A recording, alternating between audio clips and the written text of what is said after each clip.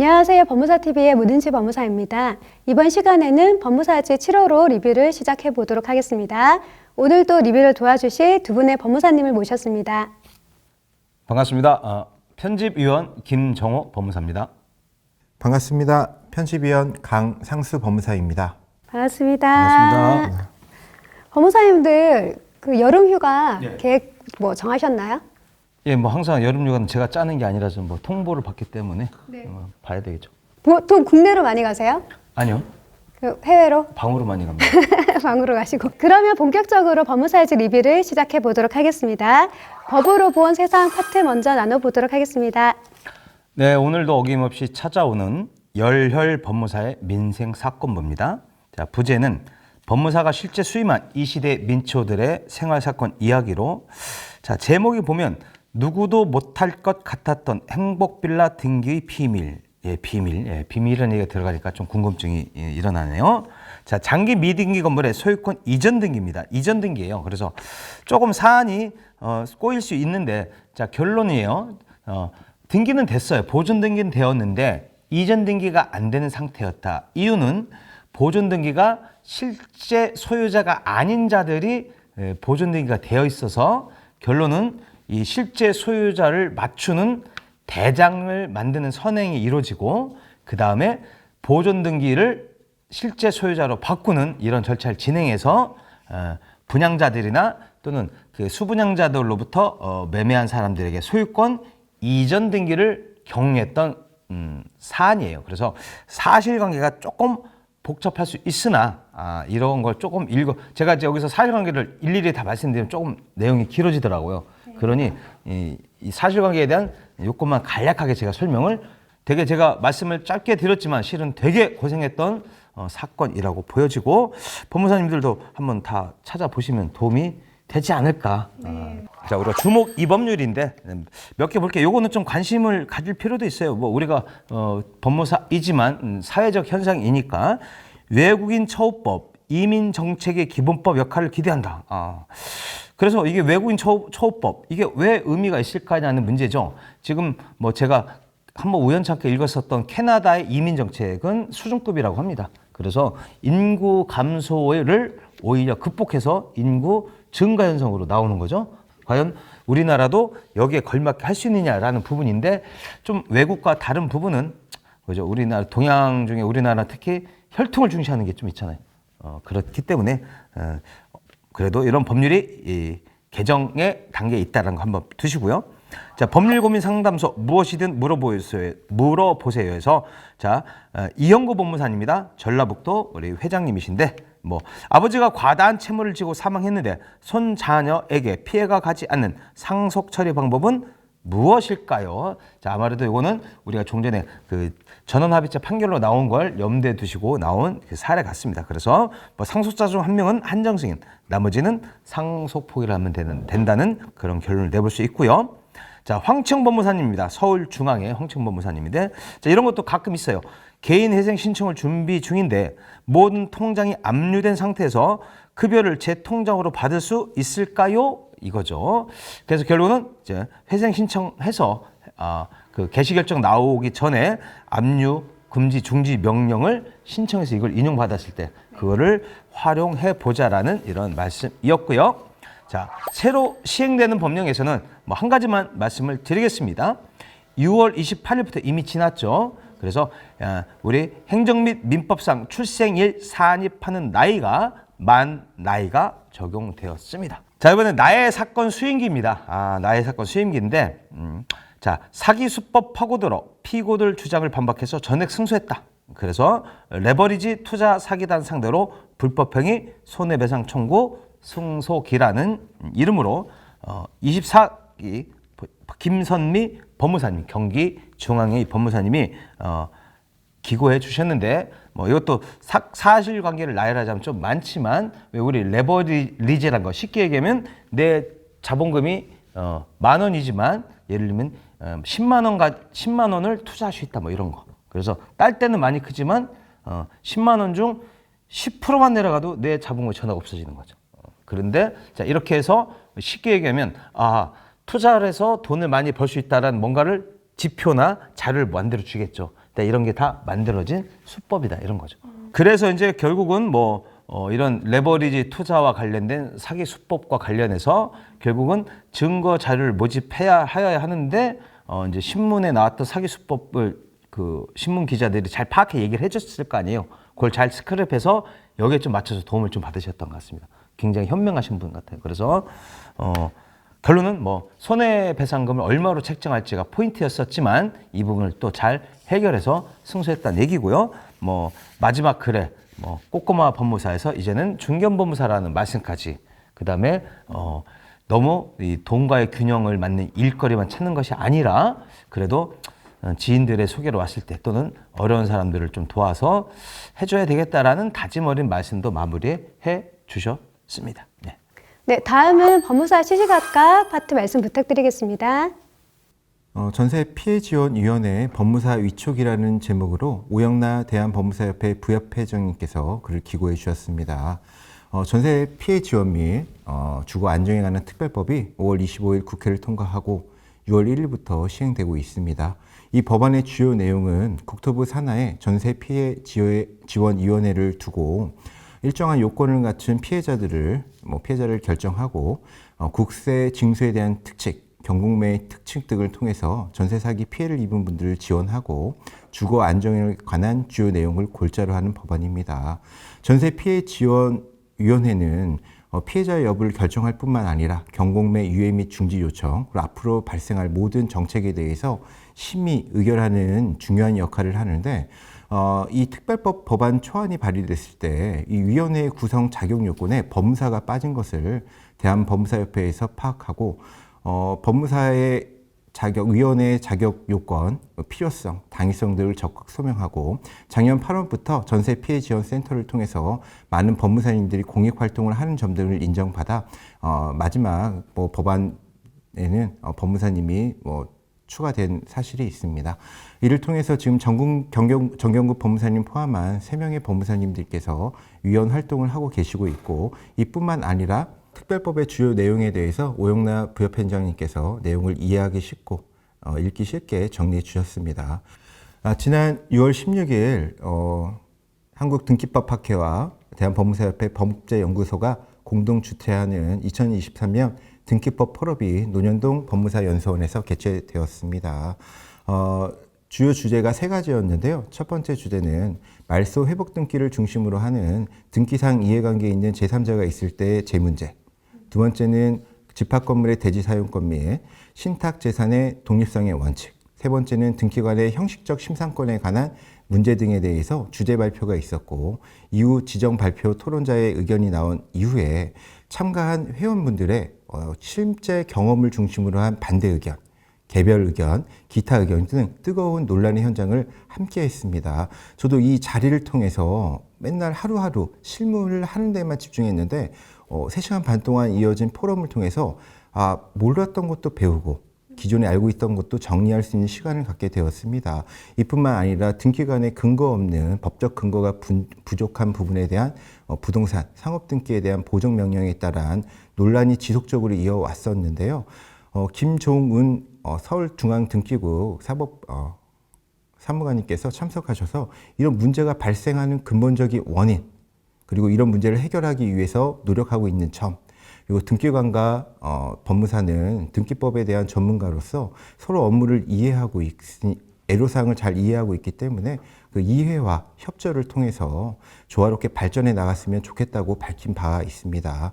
대한법무사협회 법제수호 직역위원회는 지금 지방회의 공문을 통해서 등기관의 법적 근거가 부족한 보정에 대한 개별적 사례를 수집하고 있습니다.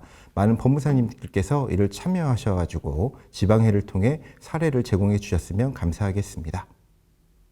6월 16일 등기법 학회가 있었으면 그 다음 날을 민사집행법 학회와 사법정책연구소가 공동 주최하는 2023년 학예학술대회가 대법원 16층 회의실에서 개최되었습니다.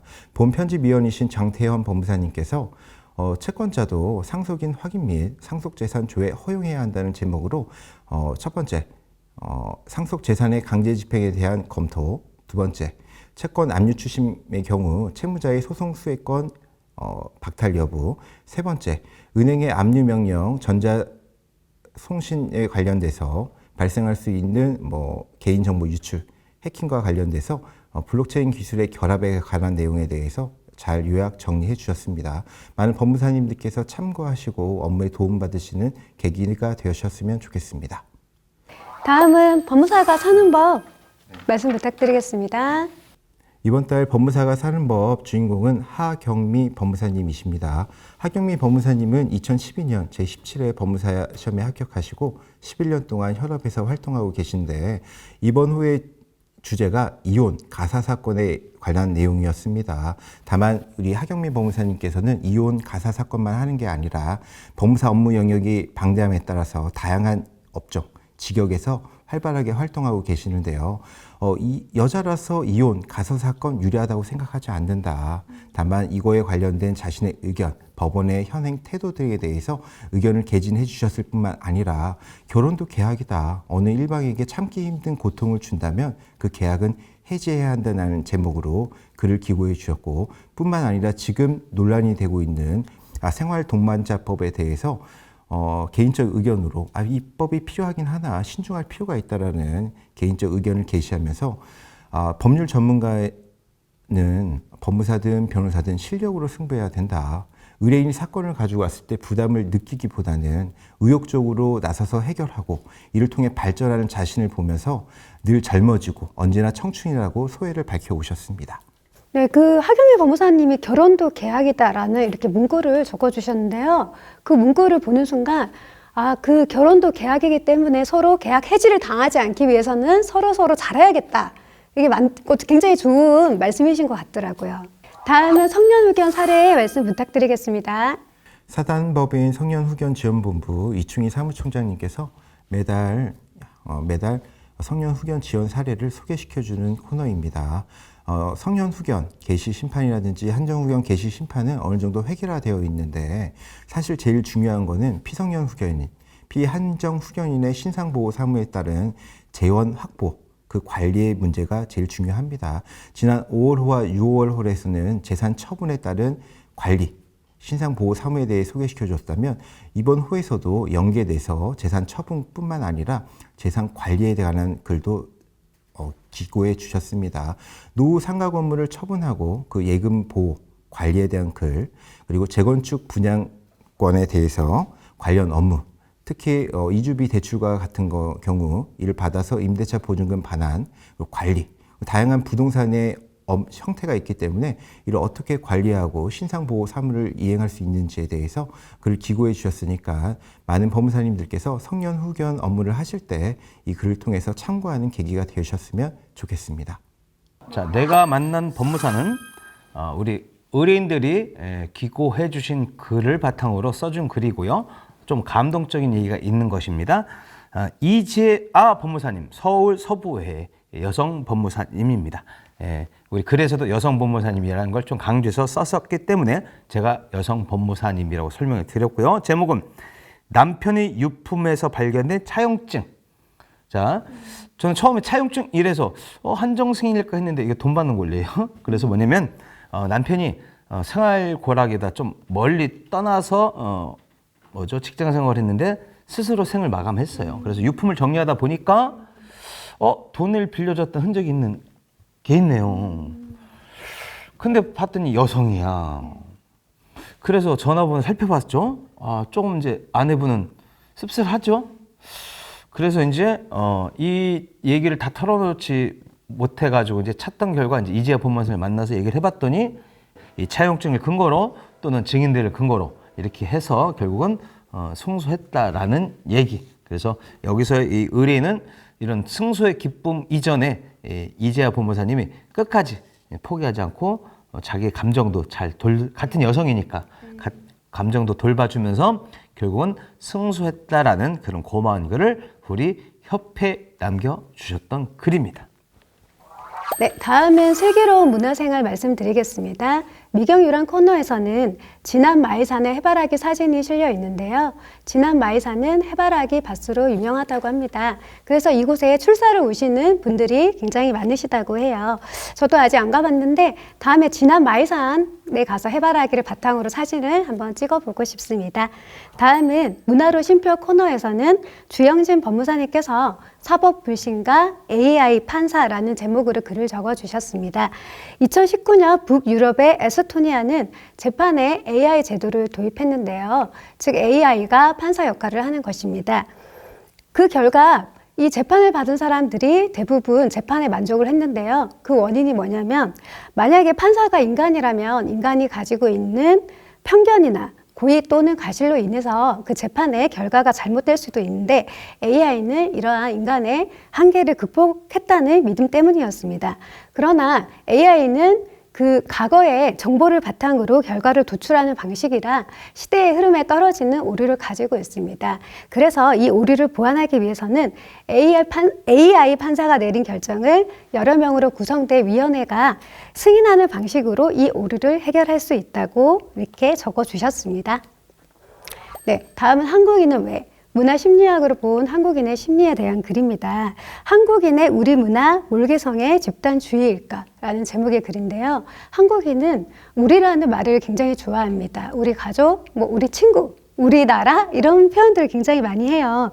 이런 것을 심리학적 관점에서 보면 집단 상황에서 일어나는 변화는 두 가지로 구분이 되는데요. 첫 번째는 집단 상황에서 자기의 정체성이 상실되는 몰 개성화. 이 몰 개성화란 미국 스탠퍼드 대학교의 심리학자 필립 짐바르도 교수가 감옥 실험을 통해서 밝혀낸 주제입니다. 우리는 집단 상황에서 개인은 개별성을 잃고 집단의 일원으로 행동하게 된다는 것입니다. 그 두 번째는 탈개성화인데요. 이는 몰 개성화와는 달리 개인의 정체성이 집단 속에서 상실되지 않고 오히려 여러 가지 상황을 통해서 개인의 정체성과 개별성을 확인할 수 있는 상태를 말합니다. 그 한국인의 우리는 오히려 탈개성화로 설명될 수 있는 부분이 많다고 하는데요. 한국인은 우리를 통해서 개인의 정체성을 확정시킨다고 합니다. 네, 다음은 부자 되는 책 읽기 코너에서는 보도 샤퍼의 멘탈의 연금술이라는 책을 소개하고 있습니다. 부자는 문제를 해결하지만 빈자는 문제에 억압당한다 라고 하고 있는데요. 부자는 여러 가지 문제를 해결함을 통해서 멘탈을 강화시킨다고 합니다. 우리도 더 이상 어떤 문제에 직면했을 때 내가 이 문제를 해결할 수 있을까라고 생각하지 말고 이 문제를 어떻게 해결할까? 여기에 포커스를 맞추면 어느새 나도 성장해 있는 모습을 발견할 수 있다고 합니다. 다음은 소확행 건강관리에서는 덥고 습한 여름 기초대사량을 높이는 건강관리법을 소개하고 있습니다. 이 기초대사량이란 생명 유지에 필요한 최소한의 대사량을 말하는데요. 가만히 있어도 소비되는 에너지의 양을 말합니다. 그래서 기초대사량이 높을수록 체중 감량과 만성질환 예방에 도움이 된다고 합니다. 그 덥고 습한 날씨로 기력과 체력이 떨어지는 오늘 같은 날 기초대사량을 높여서 생기 있고 활력찬 여름을 보내시기를 바란다고 적혀 있습니다. 지금까지 법무사지 7호로 리뷰를 해보는 시간을 가져보았습니다. 본격적인 무더위와 장마가 시작되고 있는데요. 무더위에 건강관리 잘하시고 저희는 법무사지 8호로 리뷰로 찾아뵙겠습니다. 지금까지 법무사TV의 문은지, 김정호, 강상수 법무사였습니다. 감사합니다.